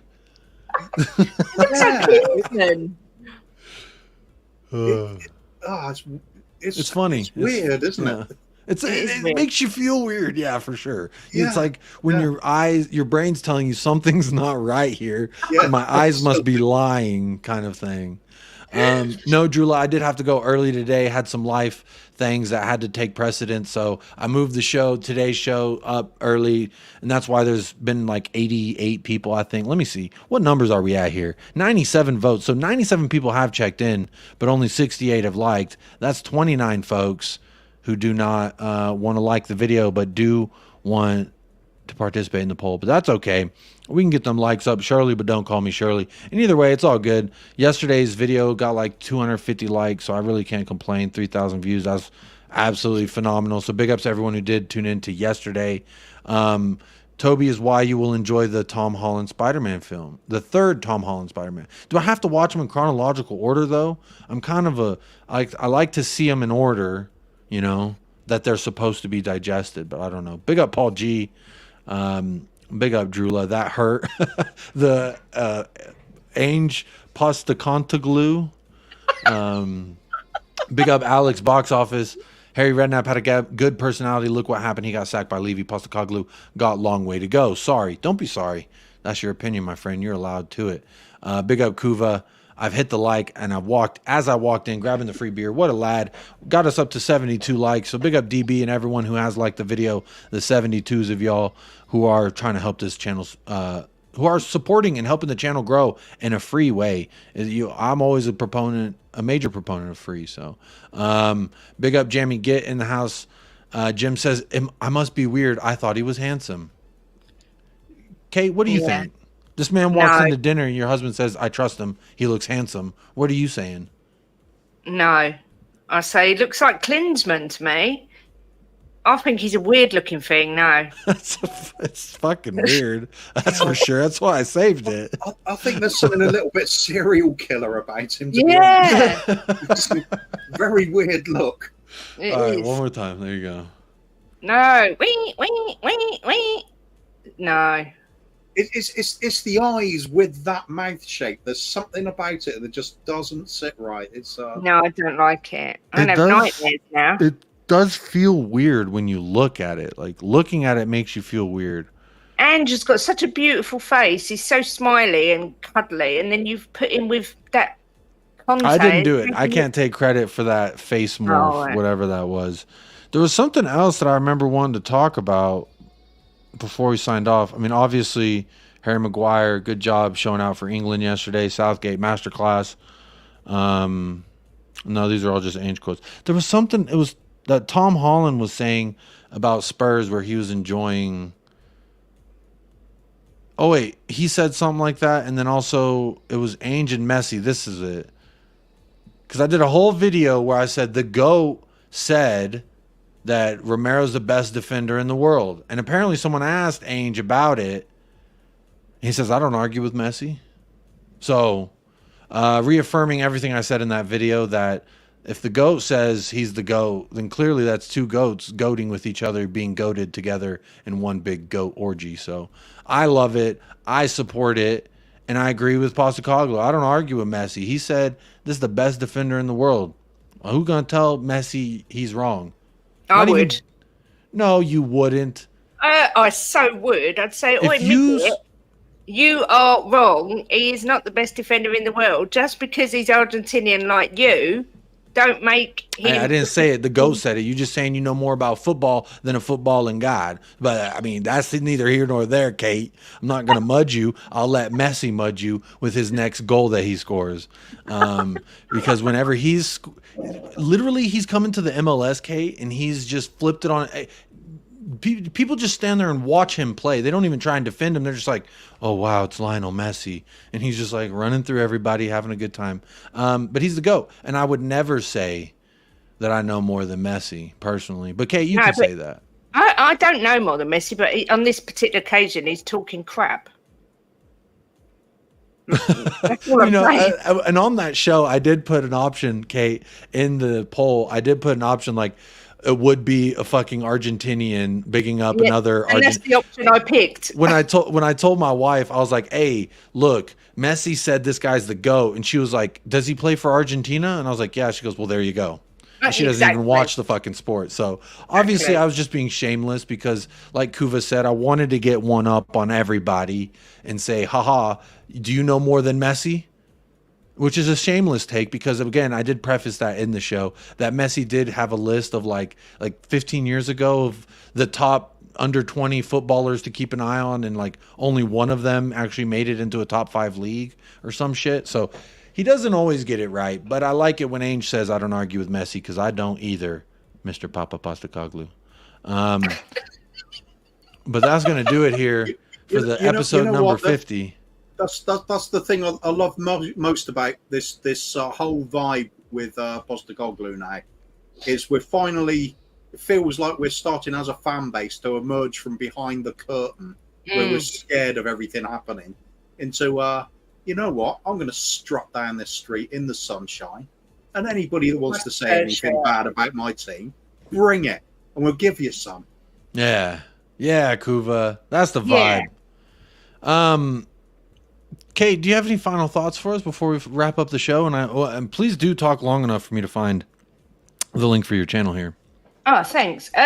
Final thoughts. I hope Richie gets himself sorted. That's my final thought on that. And I hope that he stays away from the first team. I don't think Ange will put him anywhere near the first team while he's having these issues anyway. I think he needs a bit of protection from any of the bad rap that he's going to get if he doesn't start banging in goals. So for me, no one wants to see another Dele Alli go on, so I hope that he gets himself sorted. But always a pleasure. I feel like all I've done for this hour and a bit is just laugh at you, Jacob, because you kill me. I can't cope with how funny you are.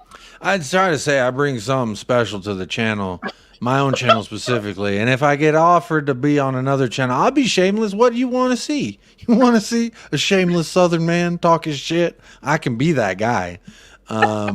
Or I can have really shitty dad jokes like you saw earlier with that youth player named Gunter. And I said, Gunter? Yeah. I barely even know her. And I want to say one more thing. Sorry. Yeah, of course. I just want to say thank you for all your messages on Saturday night when I had all the trauma going on with Jim. It was massively appreciated by both of us. Well, you and Jim know how near and dear you are to my heart. It just sucks, that feeling. I think everyone knows that feeling when you're like thousands of miles away and something happens and you wish you could go help the situation and you physically cannot. So sending messages is the least I can do. Being there for you, Jim, in any capacity, absolutely. That's absolutely awful what y'all went through, and that sucks. I feel terrible now because I took the other approach, thinking they probably don't want to get hammered with loads. That's what I thought too. Yeah, well, it was you was wrong, Kuva, and I'll never forgive you. Fair enough. She'll always remember Kuva wasn't there. Right, Joshua, you're getting some stuff sent your way now. Don't you worry about that. Lovely. Joshua, we will do predictions for Saturday's game. I bring content about 5-6 days a week to the channel. So closer to that day, I will do so either Friday or tomorrow. Tomorrow or Friday, we'll probably be looking at predictions and stuff. Today was mostly about Richarlison's mental health and him seeking therapy, and I'm a major advocate for that. So let's not shame the lad. Let's all get behind the lad and say, yes, you shouldn't. Let's manage his expectations, because I think he's thinking, I come back to England, I talk to a lady about my mental, and I get to start again, right? And no. you talk to a lady, you get your mentals right, and then you work your way back into it because you've lost your starting position as far as I can see it. Now, if Ainge feels differently, obviously we'll find out this weekend, but we will do. So, Joshua, I hope to see you either tomorrow or Friday for that prediction. And there's the link right there for Just a Girl Who Loves Spurs. Go sub to Kate. What's your next milestone at? Hopefully we can help you get closer. I see you're at 520. So hopefully there's still about 70 people watching. So if 60 of y'all went over, help her get to 600. That'd be fantastic. Big up Archibald. And there's the link for Kate. Thank you. Of course. Yeah, come on over. It's always fun. Yeah, and you've got a lot of content coming out lately now. So and I've got loads of, oh my God, I've got such exciting things coming up, massive things, but I can't say anything yet because it's a secret. But it's so exciting. But I can't say anything. Is Harry Kane coming on your show or something? Shh, I told you not to tell anyone. Jesus, Jacob. Sorry. But no, there is big things coming.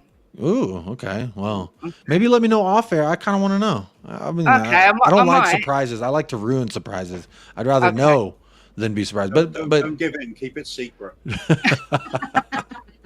I'm not telling you, Cooper, because you didn't message me Saturday night, but I might tell Jacob. That's only because I didn't care. Kuva, you got any final thoughts? And please do talk long enough. Well, actually, I'm almost there. But you got any final thoughts about the Richarlison and the squad selection necessarily? Yeah, Richarlison, I think, is the bigger news of the two. Squad selection wasn't a surprise, really, was it? And I think at the end of the day, whether he has a long-term career with us or elsewhere, it's all about salvaging the person at the moment. Wish him best to get his career back on track, get a bit of form going, enjoy his football. You only live once. He came from a very modest background. He was poor, very poor family. Typical story of the kid playing on the streets in Brazil. Spent his first professional wage packet on buying a tracksuit, getting a tracksuit given to him, and he went and gave it to his friends because he didn't feel he'd earned it. It was too much. I think he's a really humble bloke, and I just want to see him do well, even if it's not with us. Because end of the day, we are still Spurs. We still need the best players playing for us. I have question marks over him. A lot of people do, but just human level. No, come on, pull through. Give us something. Pull through, yeah. It's 5 or 6 good goals. So be it. Yeah, and I even acknowledged that the other night, before last night's game. I said, I saw him really struggling on the pitch, and then he was crying on the sidelines. And it was just like, on a human level, I feel for him. I feel bad for him, but like, you'll be all right. You'll be all right, kid. You just got to pull through, like you said. So there's the link for 3 Spurs Boys with Bobby K and the kids, and Kuv and the Kang will be back this weekend. So you got that to look forward to. But that's going to do it for us here on episode number 50. One last time, I want to show you this. Oh, no. That can haunt your dreams before you go to sleep. But again, sorry for the change of time. To those of you who are watching this on playback wondering why the hell I did that, I do apologize. I've just realised why I'm extra scared of the photo now. Does anybody else see a little bit of Phil Neville in that? No, because that looks like Postacoglu's nose. It looks like Antonio's mouth, but with Ainge's beard. Yes. Oh God, it's just creepy. Is it, and that's it. Phil Neville is a bit creepy. It's definitely a tough one to. Kay, you were blocking out. Yeah, it's kind of weird. I'm trying to block out the hair to work out who he looks like, but it's giving me major creeps. I don't like it. Oh, that's hilarious. Real quick, let me see. I think I saw that Mia with Spurs Between the Lines was live, so let me go ahead and see if I can redirect on over her way before I end the show and say goodbye. Yes, she is. So, Kate, can you text her and just tell her don't stop being live? I'm about to send some people your way. So I'm going to send you over to Mia with Spurs Between the Lines, another great fellow Spurs YouTuber, fanatic. Conte pre-nose job, says DB. And Jamie Gitt says, yeah, see some Phil Neville. Adios, amigos. Orale way, Jazz Fusion. Have a good day. Looks like a Bond villain, says Kaylee Davis. Big up, Kaylee Davis. Yeah. Boo, I finally just got finished mowing and now you're ending the stream. Big up anyway. Yeah, I do have to end the stream. My wife's got to go and I got to give her time to get ready to go. Neville always reminded me of the Green Goblin. Ooh, I could a little bit of, I love Willem Dafoe. And you know, I was about 25 before I realized it was not William Dafoe. So there you go. That's all drawn face and the cheekbones, isn't it? Yeah, very drawn face. Antonio Glue, says Callum Roche. Big up Callum Roche. Neville, only the cock at the side. I don't get that one, but big up Alan 10-inch Sibley. Hope you're keeping well, my friend. Good to see you. Take care. Non-alcoholic beer talk. I wanted to show the photo of freaking Romero and his mother, and it's still loading right now. So I wanted to show that before we say goodbye. There you go. Isn't that just cootie? But there you go. So that's going to end the show. Just a little bit of production value to add before I say goodbye. But as always, that was episode number 50. Thank you for tuning in. Stay fresh, stay blessed, up the lads, and come on, you Spurs. Of course.